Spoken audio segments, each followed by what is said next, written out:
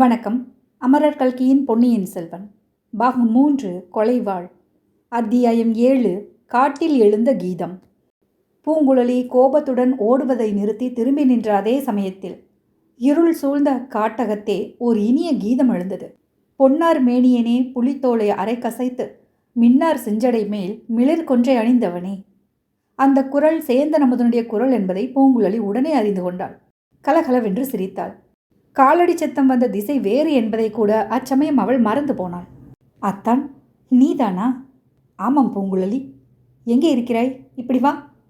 இதோ வந்து விட்டேன் என்று சொல்லிக்கொண்டே சேந்தன் அமுதன் அவள் முன்னால் வந்தான். நன்றாய் என்னை பயமுறுத்தி விட்டாய். எதற்காக இப்படி என்னை தொடர்ந்து வந்தாய்? பூங்குழலி, உன்னை பார்ப்பதற்காகவும் உன் இனிய கானத்தை கேட்பதற்காகவும் தஞ்சையிலிருந்து பல நாள் பிரயாணம் செய்து வந்தேன். இங்கே வந்த பிறகும் உன்னை காணாமல் இத்தனை நாள் காத்து கொண்டிருந்தேன். தற்செயலாக உன்னை பார்த்துவிட்டு தொடர்ந்து ஓடி வந்தேன். ஏன் அப்படி ஓடினாய்? எங்கே ஒரு கீதம் பாடு கேட்கலாம். பாடுவதற்கு நல்ல இடம், அதைவிட நல்ல சந்தர்ப்பம். நீ பாடாவிட்டால் நானே இன்னொரு பாட்டு பாடுகிறேன். இந்த காட்டில் தூங்கிக் கொண்டிருக்கும் மிருகங்களை எல்லாம் விழித்தெழுந்து ஓடச் செய்கிறேன் பார். பித்தா பிறை சூடி பெருமானே அருளாளா. போதுமத்தான், கொஞ்சம் பாட்டை நிறுத்து. அப்படியானால் நீ பாடுகிறாயா? இவ்விதம் இறைந்து கேட்டுவிட்டு சேந்தன் அமுதன் உடனே மெல்லிய குரலில், பூங்குழலி, உன்னை தொடர்ந்து இன்னொருவன் வந்து கொண்டிருந்தான். உனக்கு எச்சரிக்கை செய்வதற்காகவே சத்தம் போட்டு பாடினேன். அவனுக்கும் உன் அண்ணன் மனைவிக்கும் இன்று சாயங்காலம் ஏதோ ரகசிய சம்பாஷணை நடந்தது. அவன் யார் என்று உனக்கு தெரியுமா என்றான். பிறகு மீண்டும் உரத்த குரலில், என்ன சொல்கிறாய்? நீ பாடுகிறாயா, நான் பாடட்டுமா? சிவபெருமான் சுடுகாட்டில் ஆடினார், நீ வெறுங்காட்டில் பாடக்கூடாதா என்று இறைந்தான். இதோ பாடுகிறேன், கோபித்துக் கொள்ளாதே என்று சொல்லிவிட்டு பூங்குழலி பின்வருமாறு பாடினாள். பறக்கும் எம் கிள்ளைகாள், பாடும் எம் பூவைகாள், அரக்கன் எனத்தகும் அடிகள் ஆரூரை, மறக்க கில்லாமையும் வழிகள் நில்லாமையும் உறக்கமில்லாமையும் உணர்த்த வல்லீர்களே. இவ்விதம் பாடிவிட்டு மெல்லிய குரலில், அமுதா, நான் வந்தது உனக்கு எப்படி தெரியும் என்று கேட்டாள். பூங்குழலி, கலங்கரை விளக்கின் உச்சியிலிருந்து படகு வருவதை பார்த்தேன். நீயாக இருக்கலாம் என்ற உத்தேசமாக எண்ணி இங்கே உன்னை தேடி வந்தேன். அதே சமயத்தில் பழுவூர் ஆட்கள் சிலரும் இந்த பக்கம் வந்தார்கள். படகில் உன்னை காணவில்லை. ஆனால் என் நண்பன் வல்லவரையனையும் இளவரசரையும் பார்த்தேன். வல்லவரையனிடம் பழுவூர் ஆட்கள் வருவது பற்றி கூறினேன். பிறகு இளவரசரை நாங்கள் இருவருமாக தூக்கி கொண்டு போய் மறைந்த மண்டபத்தில் சேர்த்தோம். ஐயோ, என்ன தவறு செய்துவிட்டீர்கள்! படகு என்ன ஆயிற்று? படகை யாராவது பார்த்தால் சந்தேகம் ஏற்படும் என்று ஓடை நீரில் கவிழ்த்து விட்டோம். ஏன் பூங்குழலி, பாட்டை ஏன் நிறுத்திவிட்டாய்? மிச்சத்தையும் பாடு என்று பிற்பகுதியை உரத்த குரலில் கூறினான் சேந்தன் அமுதன். மறந்துவிட்டது அமுதா, இந்த கோடிக்கரை குலகரை பற்றி ஒரு பாடல் உண்டே, உனக்கு அது நினைவிருக்கிறதா? நினைவிருந்தால் பாடு. ஓ, நினைவிருக்கிறது என்று சேந்தன் அமுதன் இறைந்து சொல்லிவிட்டு பாடினான். கடிதாய் காற்று வந்தற்ற கரைமேல் குடித்தானையலே இருந்தால் குற்றமாமோ, கொடியேன் கண்கள் கண்டன கோடி குலகீர், அடிகள் உமக்கார் துணையாக இருந்தீரே. பாட்டு முடிந்தவுடனே பூங்குழலி, அத்தான், என்னை தொடர்ந்து வந்தவன் போய்விட்டானா, பக்கத்தில் எங்கேயாவது மறைந்து நின்று கொண்டிருக்கிறானா என்று மெல்லிய குரலில் கேட்டாள். நாம் இங்கே நின்ற பிறகு காலடி சத்தம் கேட்கவில்லை. அவன் இங்கேதான் பக்கத்தில் எங்கேயோ மறைந்து நிற்க வேண்டும். அவன் யார் என்று உனக்கு தெரியுமா? பூங்குழலி இறைந்து, தெரியாமல் என்ன, நன்றாய் தெரியும். கோடிக்கரை ஆந்தைகளை பற்றி சுந்தரர் பாடியிருப்பது தானே. இதோ கேள். காடேன் மிகவாள் இது காரிகை எஞ்ச, கூடி பொந்தில் ஆந்தைகள் கூகை குளற, வேடி தொண்டர் சாலவும் தீயர் சளக்கர், கோடி குலகா விடங்கோயில் கொண்டாயே. பார்த்தாய் அமுதா, சுந்தரமூர்த்தியின் காலத்தில் ஆந்தைகளும் கூகைகளும் இன்று போலவே இக்காட்டில் கத்தியிருக்கின்றன. ஆனால் இப்போது இக்காட்டில் மனிதர்கள் கூட ஆந்தை போல சத்தமிடுகிறார்கள். சற்று முன் அத்தகைய குரல் ஒன்று கேட்டேன். அந்த தீய சளக்கர் யாராயிருக்கும் என்று உனக்கு ஏதாவது தெரியுமா? இப்படி உரத்த குரலிலேயே பூங்குழலி கேட்டாள். கேட்டுவிட்டு, எனக்கு அம்மாதிரி கத்த வருகிறதா என்று பார்க்கிறேன். ஆந்தை குரல் மாதிரி இருக்கிறதா, கேட்டு சொல் என்றாள். பின்னர் ஆந்தை மாதிரியே 3 தடவை குரல் கொடுத்தாள். அப்படியே ஆந்தை குரல் மாதிரியே இருக்கிறது. தேனினும் இனிய குரலில் தெய்வீக கீதங்களை பாடுவாயே, இதை எங்கே கற்றுக்கொண்டாய் என்று அமுதன் கேட்டான். மந்திரவாதி ஒருவனிடம் கற்றுக்கொண்டேன். மந்திரம் பழிப்பதற்கு இப்படி ஆந்தை போல கத்த தெரிந்திருக்க வேண்டுமாம். உனக்கு மந்திர வித்தை கூட தெரியுமா என்ன? ஏதோ கொஞ்சம் தெரியும். என்னுடைய மந்திர சக்தியை பரீட்சித்து பார்க்கிறாயா? எப்படி பரீட்சிக்கிறது? இப்பொழுது நாம் பேசுவதையெல்லாம் நமக்கு பக்கத்தில் ஒருவன் மறைந்திருந்து கேட்டுக்கொண்டிருக்கிறான். நீ வேண்டுமானால் தேடிப்பார். இவ்விதம் பூங்குழலி கூறி வாய் மூடுவதற்குள்ளே காட்டில் சலசலப்பு சத்தம் கேட்டது. மந்திரவாதி ரவிதாசன் மறைவிலிருந்து வெளியே வந்தான். ஹா ஹா ஹா என்று சிரித்து கொண்டே வந்தான். பெண்ணே, அப்படியா சமாச்சாரம்? உனக்கு தந்திரம்தான் தெரியும் என்று நினைத்தேன். மந்திரம் கூட தெரியுமா என்று கேட்டான். அட பாதகா, நீதானா? பெண்ணே, நான் யாரென்று உனக்கு தெரியுமா? இலங்கையில் இளவரசரை கொல்ல பார்த்தவன் நீ. அது உன்னால் முடியவில்லை. ஆகையால் நடுக்கடலில் மந்திரம் போட்டு சுழற்காற்றை வரவழைத்து இளவரசரையும் அவருடைய சிநேகிதனையும் மூழ்கடித்து விட்டாய். அவர்கள் மூழ்கியது உனக்கு எப்படி நிச்சயமாக தெரியும்? நீ பார்த்தாயா? 2 பேருடைய உடல்களும் கரையில் வந்து ஒதுங்கின. பூதத்தீவிலே குழி தோண்டி அவர்களை புதைத்து விட்டு வந்தேன். துரோகி, உன் மந்திரத்திலே இடிவிழ. பெண்ணே, என்னை ஏமாற்ற பார்க்காதே. என்னுடைய மந்திரத்துக்கு பதில் மந்திரம் போட்டு நீ அவர்களை உயிர் பிழைக்க செய்யவில்லையா? ஐயோ, அதெப்படி உனக்கு தெரிந்தது? இந்த ரவிதாசனுக்கு புறக்கண்ணை தவிர அகக்கண்ணும் உண்டு. 100 காத தூரத்தில் நடப்பதையும் என்னுடைய மந்திர சக்தியினால் தெரிந்து கொள்வேன். அப்படியானால் என்னை எதற்காக கேட்கிறாய்? உன்னை பரிசோதிப்பதற்காக கேட்கிறேன். அவர்களை எங்கே ஒளித்து வைத்திருக்கிறாய் என்பதை சொல்லிவிடு. இல்லாவிட்டால் உங்கள் இருவரையும் இங்கேயே எரித்து சாம்பலாக்கி விடுவேன் என்றான் ரவிதாசன். அவனுடைய புறக்கண்கள் அச்சமயம் நெருப்பு தணல்களைப் போல் அனல் வீசி ஜொலித்தன. என்ன, உண்மையை சொல்கிறாயா மாட்டாயா? ஓம் ஹ்ரீம் ஹ்ராம் வஷட். இதோ என் மந்திரத்தின் சக்தியை காட்டப்போகிறேன். பூங்குழலி பயத்தினால் நடுநடுங்கி சேந்தன் அமுதனை கெட்டியாக பிடித்து கொண்டாள். அவனிடம் மெல்லிய குரலில், நான் இப்போது ஓடப்போகிறேன், நீ அவனை தடுத்து நிறுத்தப்பார் என்றாள். மந்திரவாதியை பார்த்து உரத்த குரலில், என்னை ஒன்றும் செய்ய வேண்டாம், அவர்கள் இருக்கும் இடத்தை காட்டி விடுகிறேன் என்று கூறினாள். என்னுடன் வா, காட்டுகிறேன் என்று சொல்லிவிட்டு பாழடைந்த மண்டபத்துக்கு நேர்மாறான திசையை நோக்கி நடந்தாள். மந்திரவாதி அவளை பின்தொடர பார்த்தான். சேந்தன் அமுதன் பின்னால் இருந்து அவனை பிடித்து நிறுத்த முயன்றான். பூங்குழலி ஓடத் தொடங்கினாள். மந்திரவாதி சேந்தன் அமுதனை ஒரே தள்ளாக தலைக்குப்புற தள்ளிவிட்டு பூங்குழலியை தொடர்ந்து ஓடினான். பூங்குழலி மானை போல் விரைந்து பாய்ந்து ஓடினாள். மந்திரவாதி மானை துரத்தும் வேடனைப் போல் அவளை பிடிக்க ஓடினான்.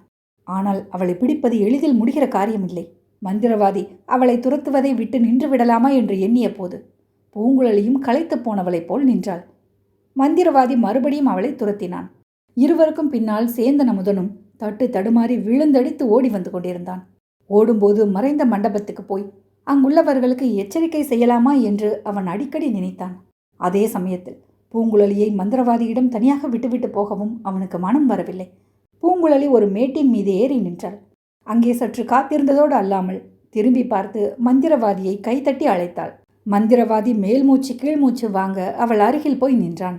அவளை கெட்டியாக பிடித்து கொண்டு அவள் கன்னத்தில் 4 அறை கொடுக்க வேண்டும் என்று அவன் எண்ணிய அதே சமயத்தில், பூங்குழலி, அதோ பார் என் காதலர்களை என்றாள். அவள் சுட்டி காட்டிய திசையை மந்திரவாதி பார்த்தான். முன்னொரு தடவை வந்தியத்தேவன் கண்ட காட்சியை அவனும் கண்டான். சதுப்பு நிலத்தில் ஆங்காங்கு தீப்பிழம்புகள் குப் குப் என்று தோன்றுவதும் கப் கப் என்று மறைவதுமாய் இருந்தன. ரவிதாசனுக்கு அந்த பயங்கர தோற்றத்தின் காரணம் என்னவென்று தெரியும் என்றாலும் அச்சமயம் அவனுக்கு ரோமம் சிலிர்த்தது.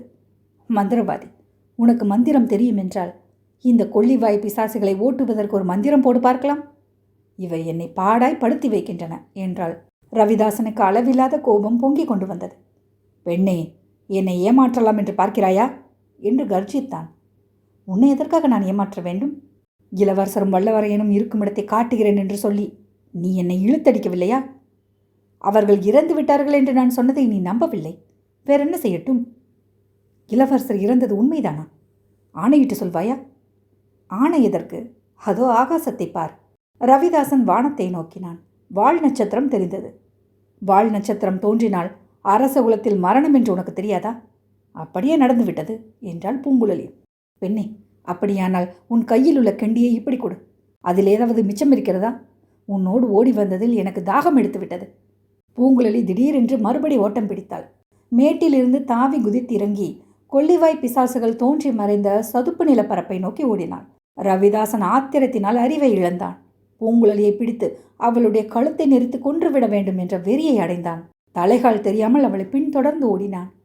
சிறிது தூரம் ஓடிய பிறகு பூங்குழலி சட்டென்று கொஞ்சம் குனிந்து 4-5 அடி ஒரு புறமாக நகர்ந்து கொண்டாள். அதிக வேகமாக அவளை துரத்தி வந்த ரவிதாசனால் அவள் நின்ற இடத்தில் நிற்க முடியவில்லை. அவளுக்கு அப்பால் சில அடி தூரம் வரையில் சென்று நின்றான். திரும்பி அவளை பிடிப்பதற்காக பாய பார்த்தான். ஆனால் முடியவில்லை. கால்களுக்கு திடீரென்று என்ன நேர்ந்து விட்டது? அவை ஏன் இப்பொழுது நகரவில்லை? அவை ஏன் சில்லிட்டிருக்கின்றன? இதென்ன, உள்ளங்காலிலிருந்து சில்லிப்பு மேலே மேலே வந்து கொண்டிருக்கிறதே? இல்லை இல்லை, கால்கள் அல்லவா கீழே கீழே போய்க் கொண்டிருக்கின்றன. ரவிதாசன் குனிந்து பார்த்தான். ஆம், அவனுடைய கால்கள் கீழே புதை சேற்றில் அமிழ்ந்து கொண்டிருப்பதை கண்டான். ஒவ்வொரு அணுவாக, ஒவ்வொரு அங்குலமாக அவன் கால்கள் கீழே சேற்றில் மெதுவாக புதைந்து கொண்டிருந்தன. ரவிதாசன் தன்னுடைய அபாய நிலையை உணர்ந்தான். சேற்றிலிருந்து வெளிவர முயன்றான். கால்களை உதறி எடுக்க பிரயத்தனம் செய்தான். அவனுடைய பிரயத்தனம் பலன் தரவில்லை. கீழே சேற்றிலிருந்து ஏதோ ஒரு பூதம் இருந்து அவனை பற்றி இழுப்பது போல் தோன்றியது. பூங்குழலி கலகலவென்று சிரித்தாள். மந்திரவாதி, என்ன விழிக்கிறாய்? பூதத்தின் வாயில் அகப்பட்டு கொண்டாயா? மந்திரம் போட்டு பார்ப்பது தானே என்றாள். மந்திரவாதி ஒரு பக்கம் பீதியினாலும் மறுபக்கம் கோபத்தினாலும் நடுநடுங்கினான். அடி பாவி, உன் வேலையா இது என்று கையை நெரித்தான். என் கழுத்தை பிடித்து நெரிக்க வேண்டுமென்று நீ ஆசைப்பட்டாயல்லவா? அதற்கு பதிலாக கையை நெரித்துக்கொள் என்றாள். ரவிதாசன் கோபத்தை அடக்கிக் கொண்டு, பெண்ணே, சத்தியமாக சொல்கிறேன், உன்னை நான் ஒன்றும் செய்யவில்லை. சற்று கை கொடுத்து என்னை கரையிலே தூக்கிவிடு என்றான். பூங்குழலி ஹா ஹா ஹா என்று சிரித்தாள். உன்னை கரையேற்றிவிட என்னால் ஆகாது. உன் மந்திரத்துக்கு கட்டுப்பட்ட பேய் பிசாசுகளை எல்லாம் கூப்பிடு என்றாள். ரவிதாசன் இதற்குள் தொடை வரையில் சேற்றில் புதைந்து போயிருந்தான். அவன் முகத்தை பார்க்க பயங்கரமாய் இருந்தது. அவனுடைய கண்கள் கொல்லிக்கட்டைகள் போல சிவப்பு தணல் ஒளியை வீசின. கைகளை நீட்டி புதை சேற்றுக்கு அப்பால் இருந்த கரையை பற்றினான். அங்கே நீண்டு வளர்ந்திருந்த கோரை பொருட்களின் அடிப்பகுதியை பிடித்து கொண்டான். மறுபடியும் சேற்றிலிருந்து வெளிவர பிரயத்தனம் செய்தான். ஆனால் புதைந்திருந்த கால்களை அசைக்கவும் முடியவில்லை. பெண்ணே, உனக்கு புண்ணியம் உண்டு, என்னை காப்பாற்று என்று ஓலமிட்டான். இதற்குள்ளே அங்கே சேந்தன் அமுதன் வந்து சேர்ந்தான். ரவிதாசனுடைய நிலையை இன்னதென்பதை அவன் ஒரு நொடியில் அறிந்து கொண்டான். அவனுடைய கண்களில் இரக்கத்தின் அறிகுறி புலப்பட்டது. பூங்குழலி அவனை பார்த்து, வா போகலாம் என்றாள். ஐயோ, இவனை இப்படியே விட்டுவிட்டப் போகிறது? ஏன், சேற்றில் இவன் முழுவதும் புதைகிற வரையில் இருந்து பார்க்க வேண்டும் என்கிறாயா? இல்லை இல்லை, இவனை இப்படியே விட்டுவிட்டு போனால் வாழ்நாள் எல்லாம் கனவு காணுவேன். இவனை கரையேற்றி விட்டு போகலாம். அத்தான், இவன் என்னை கழுத்தை நெரித்து கொள்ள நினைத்தான். அவனுடைய பாவத்துக்கு கடவுள் அவனை தண்டிப்பார். நாம் காப்பாற்றி விட்டு போகலாம். அப்படியானால் உனது மேல் துண்டை கொடு என்றாள் பூங்குழலி. அமுதன் தன் மேல் துண்டை கொடுத்தான். அதன் ஒரு முனையை புதை சேற்று குழிக்கு அருகில் இருந்த ஒரு புதரின் அடிப்பகுதியில் பூங்குழலி கட்டினாள்.